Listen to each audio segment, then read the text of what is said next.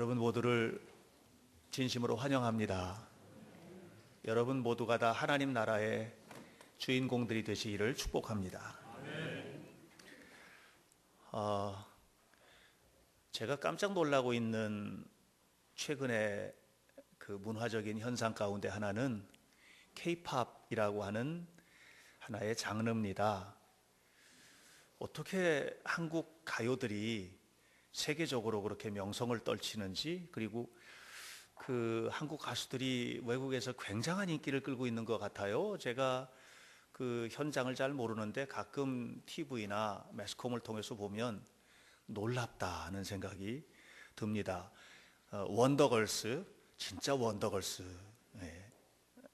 또 소녀시대, 뭐 이런 그 젊은 그룹들이 한국의 대중문화를 세계에 알리는 아주 그 선두주자들이 되어서 활동들을 하고 있어요. 근데 최근에 그 영국에서 대중음악 차트의 1위에 오르고 또 미국에서도 빌보드 2위까지 3주 연속 오르고 있는 우리나라 K-팝이 하나 있죠. 제가 이 노래를 좀 잘 몰랐는데 제가 아침에 설교 준비를 하면 그 귀여운 것들이 들락날락 하거든요. 근데 제가 이제 설교 준비를 하느라고 이렇게 원고를 쭉 보고 있으니까 싸이의 강남 스타일?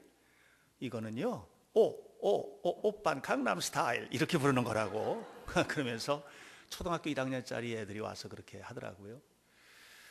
어떻게 그렇게 제가 볼 때는 별것 아닌 노래거든요. 그런데 그게 별것인 노래로 영향을 끼치는 걸 보면 정말 놀랍다는 생각이 들었습니다. 패러디들이 대단하더군요. 뭐 강릉 스타일, 부산 스타일 이런 거, 또 대학들마다 자기 대학을 나타내느라고 무슨 홍대 스타일 이런 것들 나오고요.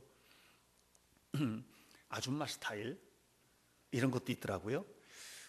외국에서는 뭐 파리 스타일, 런던 스타일 이런 거 있고 심지어는 외국에 있는 대학들도 자기 대학을 표현하는 그 표현 패러디를 하고 있는 걸 봤어요. 미국의 대선이 지금 한창이죠. 대선 주자들도 이 노래 가지고 자기들 스타일을 내가 앞으로 하면 이런 정치를, 이런 통치 철학을 가지고 이끌겠습니다 해서 오바마 스타일 이렇게 하고요. 그 다음에 공화당 대통령 후보가 밋 롬니죠. 롬니 스타일 이렇게 해가지고 여러분 한번 보세요. 그러면 그 속에 그들의 이제 대권을 갖게 되면 나라를 어떻게 통치할지에 대한 그런 스타일들을 이야기를 하고 있는 것을 제가 봤어요. 사람들은 누구나 다 이제 어떤 스타일들을 나타내고 싶어요. 자기만의 스타일들을 가지고 있어요. 없는 것 같으지만 다 가지고 계세요. 여러분들이 이제 교회에서 신앙생활 하는 모습을 보면 신앙생활에도 스타일 가지고 계시고요. 그다음에 사람을 만나서 대화할 때도 대화의 스타일들을 가지고 계세요. 또 봉사를 하거나 이런 가운데도 다 스타일들을 가지고 계셔요. 그래서 제가 생각을 할 때 목회를 잘하려면 그 사람의 스타일을 좀 잘 이해하는 게 좋겠다는 그런 생각을 하게 되기도 합니다. 그 뭐 집안 얘기해서 참 죄송합니다만 제 아내가 엊그저께 한 번은 저녁 때인데 저한테 그러더라고요. 어떠냐고. 그래서 뭐가 어떠냐고 그랬더니 자기 헤어스타일이 어떠냐고 이렇게 묻더라고요. 아마 이번에 이렇게 커트한 게 굉장히 마음에 드나 봐요.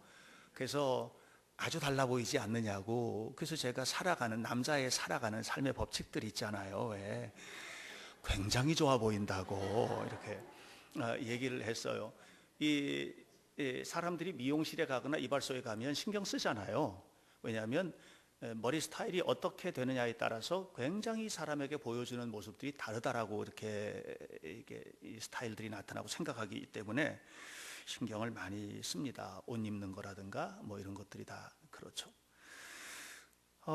그런데 이게 옷맵시 스타일 또는 헤어스타일 이런 것들이 굉장히 중요한데 이것은 뭐를 만드느냐면 그 사람의 이미지를 만드는 거예요. 그래서 어떻게 머리를 깎느냐에 따라서 좀 강하게 보이기도 하고 좀 그렇지 않게 보이기도 하고. 제가 이 커트하는 이런 스타일은 좀 젊어 보이는 스타일인가 봐요. 그래서 목사님은 헤어스타일의 덕을 봐서 좀 젊다고 이렇게 이제 얘기하는 얘기도 하는데, 이렇게 그 자기의 이미지를 보여주는 거예요. 어떤 옷을 입느냐, 또 어떤 행동을 하느냐, 뭐 이런 것들. 그런데 이런 스타일보다 아주 굉장히 중요한 것은 라이프 스타일이에요. 그 사람의 삶의 스타일이에요. 어떤 삶을 살아가느냐, 어떤 가치관을 가지고 살아가느냐. 헤어스타일이나 그런 패션 스타일이나 이런 것들은 그 사람의 이미지를 형성한다면, 라이프 스타일은 그 사람의 운명을 만들어요. 그래서 이 사람이 어떤 운명의 삶을 살아가느냐라고 하는 것은 그 사람의 라이프 스타일을 보면 알 수 있다고 생각해요. 그런데 이 라이프 스타일은요, 헤어스타일은 자기가 만들 수 있어요. 어느 날 갑자기 여자가 머리가 갑자기 짧아지면은 뭔가 심각한 변화가 있다고 알아채려야 된다는 얘기들 하잖아요. 누군가가 깎아주고 다 할 수 있어요. 그런데 라이프 스타일은 철저하게 자기가 만드는 거예요. 누가 대신 만들어줄 수 없어요. 말하는 거, 표정, 행동하는 거, 이런 신앙생활의 패턴들, 이런 것들 자기가 만드는 거예요. 그래서 그 자신의 인생을 알고 보면 스스로가 책임져야 하는 겁니다. 누가 갖다 준 거 아니거든요. 그렇게 살아온 거예요. 또 지금 살고 있는 여러분의 삶이 미래를 만드는 거거든요. 운명을 그렇게 만들어가는 거예요. 그래서 여러분들 한 사람 한 사람이 스스로가 책임 있는 라이프 스타일을 만들어 가야 된다고 저는 생각을 합니다. 오늘 성경에서 사도 바울은 이것이 하나님의 뜻입니다 하면서 세 가지를 얘기를 했어요. 하나님의 뜻이라는 얘기는 뭐냐면, 그리스도인이면 그리스도인다운 크리스천 스타일을 가지고 살아야 된다는 거거든요. 그러니까 우리가 삶을 살아가는데 라이프 스타일이 중요하듯이, 그리스도인이라면 크리스천 라이프 스타일이 있죠. 그래서 우리가 크리스천으로서, 그리스도인으로서 삶을 살아갈 때 어떤 크리스천 라이프 스타일을 가지고 살아갈 거냐, 그것은 결국은 하나님께서 우리를 부르신, 우리 한 사람 한 사람을 부르신 그 부르심에 합당한 삶을 살아가는 것인데, 그것은 하나님의 뜻대로 사는 것이고, 그 하나님의 뜻대로 살아가는 것에 대해서 오늘 성경은 이렇게 말합니다. 항상 기뻐하라, 쉬지 말고 기도하라, 범사에 감사하라. 이는 너희를 향하신 하나님의 뜻이다. 이렇게 가르쳐 주셨어요. 그래서 오늘 저는 여러분들과 함께 이제 2012년을 마무리하면서 세상에 복이 되는 하나님 백성 공동체로서, 건강한 그리스도인으로서의 크리스천 라이프 스타일을 어떻게 만들어 갈 거냐에 대한 이야기들을 하고 싶어요. 자, 오늘 첫 시간에 이제 공부로 말하면 개론적인 얘기이고 원론적인 그런 내용들인데, 오늘 성경에는 크리스찬의 라이프 스타일의 전체 속에 포함되어야 할 가치를 세 가지로 이야기하고 있어요. 첫 번째는 기쁨 스타일이에요. 우리 다 같이 한번 따라해 볼까요? 항상 기뻐하라. 항상 기뻐하라는 그런 이야기를 하고 있어요. 여러분 언제 기쁘세요? 최근에 아주 기뻤을 때가 언제예요? 여러분들 나름대로 이제 굉장히 기뻤던 순간들이 있을 거예요. 그때 참 기뻤어. 뭐 아내들이 예상치도 못했던 선물을 남편에게 받았다. 그때 되게 기뻤어요. 생각지도 못했는데 어떻게 그 인간이 그런 생각을 할 줄 알았지? 이렇게 기뻤을 수 있죠. 또 아이들이 시험 봤는데 시험 성적이 올랐다라든가 이런 어떤 기쁜 순간들이 여러분들 아마 있을 거예요. 요즘에 교회에 목사님들이 좀 오세요. 그런데 오셔서 얘기도 나누고 차도 나누고 이렇게 하고 얘기 나누고 가는데, 이제 어떤 목사님이 그러더라고요. 제가 물어봤어요. 이제 설교를 준비하고 있기 때문에 언제 기쁘냐 그랬더니 아침에 새벽기도 끝나고 나서, 아침에나 아니면 저녁 시간에 다 끝나고 난 다음에 방에서 조용히 음악을 들으면서 차 마실 때 참 기쁘다고 그러더라고요. 굉장히 고품격을 가지신 목사님이라는 생각을 했는데, 그런데 중요한 것은 뭐냐면, 우리가 이 기쁜 순간이 늘 유지되는 것은 아니라는 거죠. 항상 기쁘지 않잖아요. 어느 순간에는 기쁜데 어느 순간에는 전혀 그렇지 않잖아요. 이게 이제 문제인데, 하나님의 뜻은 뭐냐? 바울이 지금 우리에게 알려주고 있는 하나님의 뜻을 이렇게 말해요. 한번 따라 해보실까요? 항상 기뻐하라. 어떻게 항상 기뻐하라는 말이야? 어떻게? 사도 바울은 이 부분에 대한 대답을 빌립보서 4장 4절에서 우리에게 알려주셨어요. 이렇게 알려주셨어요. 따라서 하시죠. 주 안에서 항상 기뻐하라. 그러니까 항상 기뻐할 수 있는 그 일은 언제냐? 우리가 뭐 그렇지 못한데, 삶이라는 게 항상 전투적이고 힘든 일들이 참 많은데, 그런 속에서도 우리가 항상 기뻐할 수 있는 방식이 있다면 그것은 주님이 내 안에 계시고 내가 주님 안에 있는 바로 주님과 하나됨. 이렇게 우리가 주 안에 있을 때, 또 주님께서 내 안에 계실 때, 다시 말하면 내게 다가오는 모든 삶의 환경들을 주님과 함께 생각하고 해석해 나갈 때, 그때 우리는 기뻐할 수 있다라고 이야기를 하고 있어요.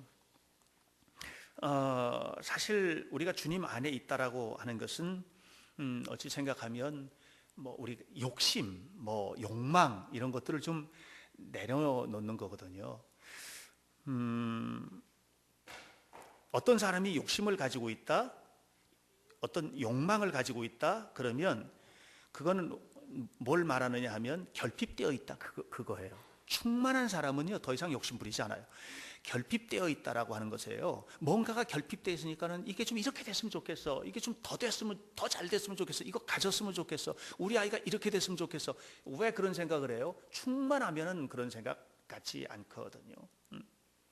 그러니까 결핍되어 있기 때문에 느껴지는 감정이에요.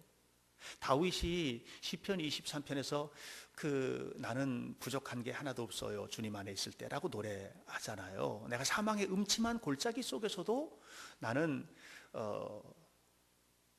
부족하지 않아요, 이렇게 말을 하고 있거든요. 왜냐하면 주께서 나와 함께 하시니까. 그게 비밀이에요.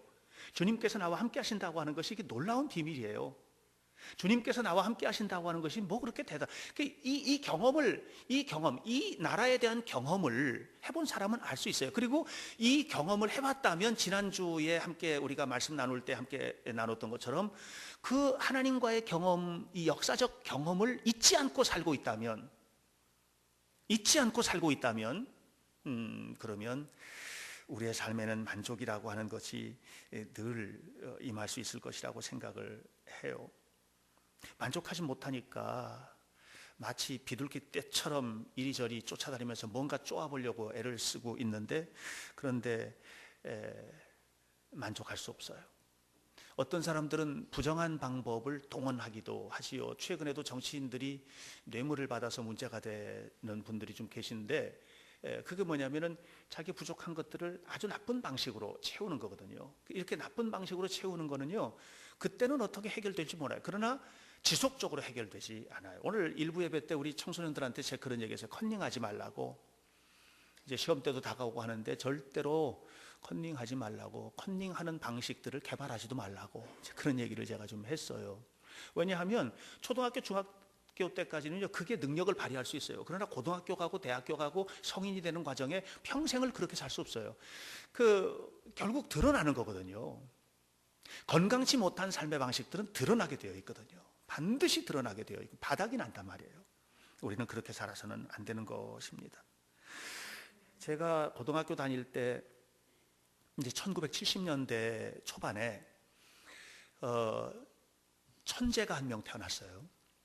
그 천재는 김웅용이라고 하는 아이였어요. IQ가 210.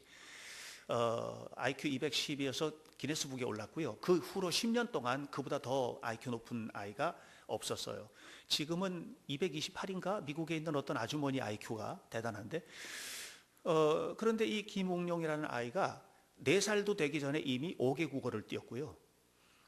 그 다음에 그러니까 만으로 5살이, 만으로 4살 6개월째인가 미국 후지 텔레비전에 출연을 해가지고 도쿄 대학의 교수가 칠판에 써놓은 미적분 문제, 도쿄 대학 교수가 칠판에 써놓은 미적분 문제를 쭉 훑어보더니 그냥 풀어서 다 풀고 난 다음에 교수가 정답입니다 하자 일본 열도가 아주 대단하게 놀랐죠. 이제 그랬던 아이예요. 12살에 나사에 들어갔어요, 연구원으로. 대단하지 않습니까? 나사가 어디예요? 미 항공우주국 최고의 과학자들이 모인 곳이에요. 거기서 뭐 했냐? 뭐 인간이 달까지 가는데 거리 계산하고 우주선이 어떻게 하면 이제 그 가장 빠르게 갈 수 있는지에 대한 부분들, 이런 부분들 계산하고, 하여튼 이 수학적 계산에 관해서는 대단한 능력을 발휘했던 친구예요. 그런데 19살 때 돌연 돌아와요. 우리나라로 다시 돌아와요. 돌아오면서 그 아이가 이렇게 말했어요. 나는 무덤에서 살아났다. 그렇게 얘기했어요. 12살에 나사에 들어가서 살았던 모든 시간 동안에 그는 외톨이였고, 그가 가지고 있던 모든 능력들을, 엄청난 능력을 가지고 있음에도 불구하고 그는 너무 불행했던 거예요. 너무 불행했던 거예요. 그리고 돌아와서 19살 때 대학에 다시 들어가요. 어디 대학에 들어가요? 지방대학에 들어가요. 지방대학에 들어갑니다. 능력 같으면 뭐 좋은 대학 다 들어가지 않겠습니까? 그런데 다 포기하고 지방대학에 들어가요. 그리고 그 대학을 다니면서 12개의 취미활동 그룹에서 활동을 했대요. 성적은 탑 클래스가 아니었대요. 그리고 졸업을 한 다음에 지금은 아주 평범한 직장인으로 살고 있어요. 두 아이의 아버지로 그렇게 살고 있어요. 신문 인터뷰를 봤는데 거기서 뭐라고 얘기하느냐면, 나는 너무 행복하다고, 남들이 살고 있는 수준만큼의 삶을 차곡차곡 살아왔던 내 삶의 기쁨이 너무 크다고 그렇게 이야기하는 것을 제가 들었어요. 여러분, 기쁨이라는 게 뭐예요? 언제 기뻐요? 남들보다 뛰어나면 기뻐요? 얼마만큼 뛰어나면 기쁘겠어요? 우리가 함께 살고 있는 이 삶 속에서 지금 현재 누리고 있는 이 누림이, 그것이 좀 남보다 부족해도, 좀 어떻게 생각하면 비교적으로 열등해도 그래도 기쁠 수 있다면 그것은 주님이 주신 선물이에요. 여러분들이 이 선물을 가지고 사셔야지 돼요. 이 선물을 언제나 앞서가서 1등을 하려고 하지만 1등은 한 사람밖에 없는 거예요.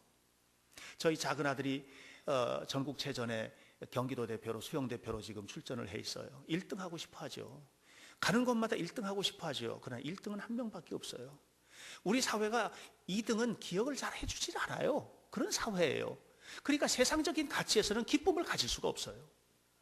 그리스도 안에 있을 때, 그리스도와 함께 살아가는 삶이 우리 가운데 있을 때, 때로 내게 다가오는 사망의 음침한 골짜기 같은 고통스러운 현장에서도 기쁨의 색깔을 잃지 않고 살아갈 수 있다는 사실을 여러분 기억하시기를 바라요.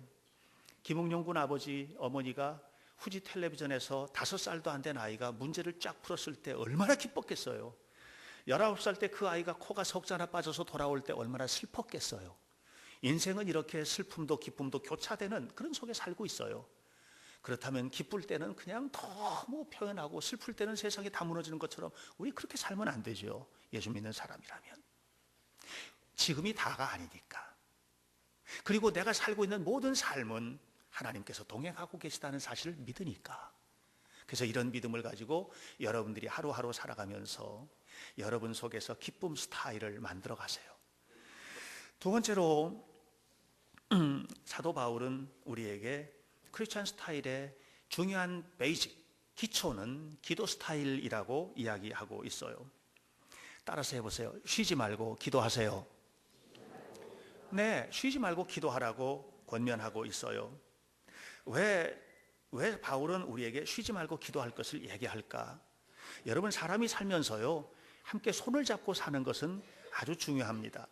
손을 잡아줘야 될 때가 너무 많아요. 그래서 부부가 이렇게 손을 좀 잡아주고요. 그죠? 또 부모가 자식에게 좀 손을 잡아주고 안아주고, 이런 손을 서로 잡아주고 마음을 서로 보듬어주는 이런 가치들이 우리에게 너무 필요해요. 그래야 아프지 않아요. 아프지 않아요. 근데 우리는 우리 자기 개인의 감정에 너무 치우쳐 있어서 잡아줄 여백이 없어요. 삶의 여백이. 저는 뭐 어떻게 이렇게 저렇게 하다 보니까 디자인도 독학이지만 이제 책 보고 배우고 하는데, 디자인을 이렇게 책을 통해서 독서를 하면서 배워갈 때 가장 중요한 게 여백이더라고요. 어떻게 여백을 만들어 갈 거냐. 삶도 마찬가지라고 생각해요. 어떻게 여백을 가질 거냐. 좀 숨 쉴 수 있는 공간들 말이죠. 부부가 마찬가지잖아요. 부부도 서로 간에 손을 잡아주는. 이런 것들이죠. 그런데 기도는 뭐냐 하면 하나님과 함께 손을 잡는 행위예요. 다시 바꿔 말하면 함께 가는 거죠. 함께 가는 거. 그래서 손을 잡는다라고 하는 것은 다른 표현으로 하면 솔직하게 내 마음을 하나님 앞에 내려놓는 것이거든요. 근데 하나님 앞에까지도 솔직하지 못하면 어떡하겠어요? 하나님 앞에 아프면 아픈 대로, 힘들면 힘든 대로 솔직하게 표현해내는 것이 중요하다는 얘기를 지금 하는 겁니다. 가족들이 함께 산다는 것은 솔직하게 내 감정을 이야기할 수 있는 공간이 그 공간이라는 의미예요. 그런데 아이들이 집에 와서 부모에게조차도 자기 마음을 솔직하게 털어놓을 수 없는 곳이라면 가정이 너무 힘들어지지 않아요? 부부가 저는 결혼 주례를 할때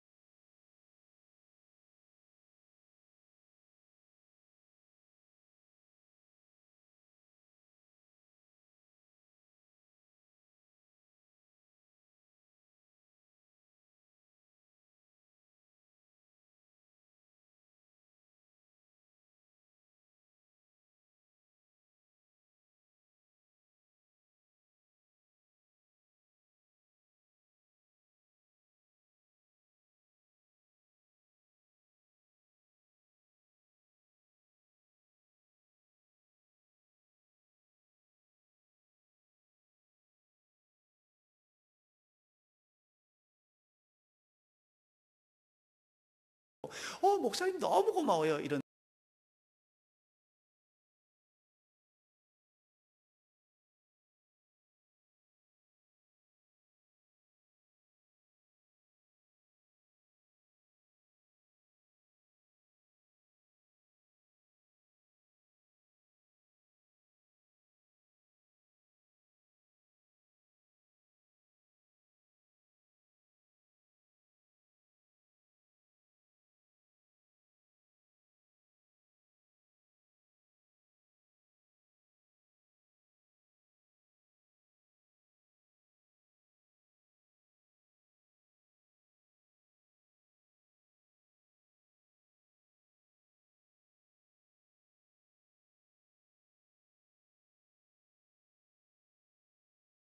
간절히 축원합니다. 기도하겠습니다. 하나님, 우리 모두 다 회복하게 하시고 우리의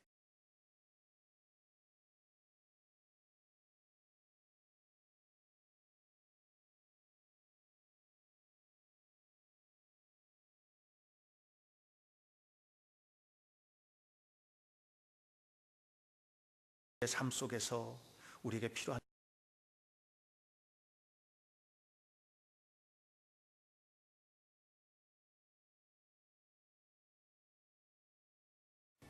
그리고 함께 이 땅에서 건강한 그리스도인의 스타일들을 만들어가며 헌신하는 은혜로운 자녀들이 되도록 도와주옵소서. 우리 현대교회 성도들 모두를 축복해 주옵소서. 예수님의 이름으로 기도하옵나이다. 아멘.